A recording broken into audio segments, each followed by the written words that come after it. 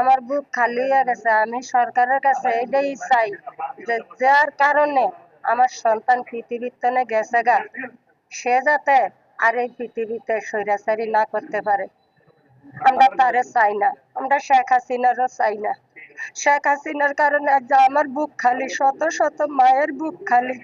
আজকে আমার কামাই করে খাওয়ার মতন কোনো লোক নাই।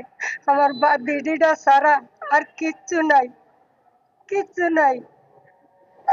আমি ওটাই চাই। আরেকটা ছেলে আছে, ওটা ছোট।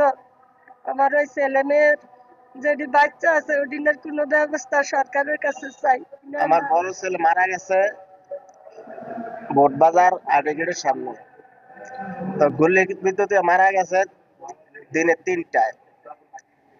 মারা যাওয়ার পরে ভুট্টা মেডিকেল হাসপাতালে নিয়ে গেছে, সেখান থেকে মৃত্যু ঘোষণা করছে। আমরা সেখান থেকে ছাত্র